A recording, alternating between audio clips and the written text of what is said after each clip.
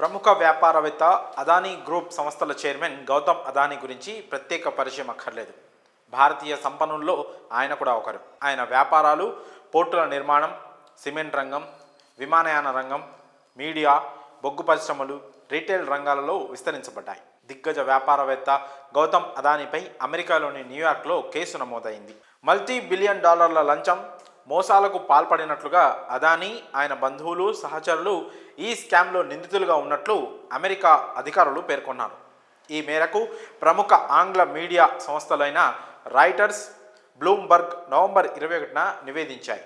గౌతమ్ అదానీ, అతని మేనల్లుడు సాగర్ 20 ఏళ్లలో $2 బిలియన్ లాభం పొందేందుకు కుట్ర పన్నినట్లుగా ఫిర్యాదు చేయబడింది. సౌరశక్తి సరఫరా ఒప్పందాలను పొందేందుకు భారత ప్రభుత్వ అధికారులకు దాదాపు $265 మిలియన్, అంటే మన కరెన్సీలో దాదాపు 2236 కోట్లు లంచం ఇచ్చినట్లుగా అభియోగాలు వినబడ్డాయి.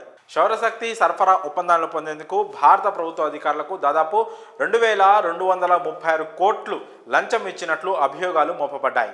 US security and exchange commission ప్రకారం అదానీ అమెరికన్ ఇన్వెస్టర్లను మోసగించారని, అధికారులకు లంచాలు ఇచ్చారని తీవ్రమైన ఆరోపణలు వచ్చాయి. గౌతమ్ అదానీ, సాగర్ అదానీ, మరో ఎగ్జిక్యూటివ్ వినీత్ జైన్లపై సెక్యూరిటీ ఫ్రాడ్, వైర్ ఫ్రాడ్ మోసాలకు పాల్పడినట్లు అభియోగాలు మోపబడ్డాయి. అలాగే అదానీ గ్రీన్ ఎనర్జీలో అక్రమ మార్గాల ద్వారా ఆయా కంపెనీ రుణదాతలు, పెట్టుబడిదారుల నుంచి సుమారు $3 బిలియన్ పైగా రుణాలు, బాండ్లను సేకరించిందని న్యూయార్క్ కోర్టులో ఆయనపై అభియోగాలు మోపారు. అదే సమయంలో సాగర్ అదానీ తన సెల్ ఫోన్ను లంచాల వివరాలను ట్రాక్ చేయడానికి ఉపయోగించారని ఆరోపణలు వచ్చాయి.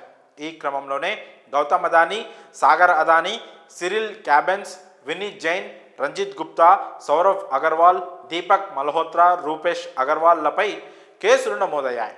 తాజాగా గౌతమ్ అదానీపై కేసు నమోదు కావడం ప్రపంచవ్యాప్తంగా చర్చనీయాంశంగా మారింది.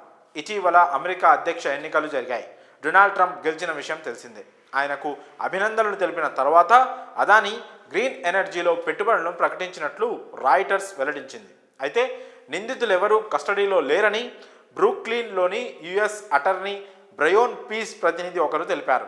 ఈ విషయంపై ఇప్పటి వరకు ఎవరూ స్పందించలేదు. అదానీకి అరెస్ట్ వారెంట్ జారీపై అదానీ గ్రూప్ సంస్థ నుంచి కూడా ఎలాంటి స్పందన రాలేదు.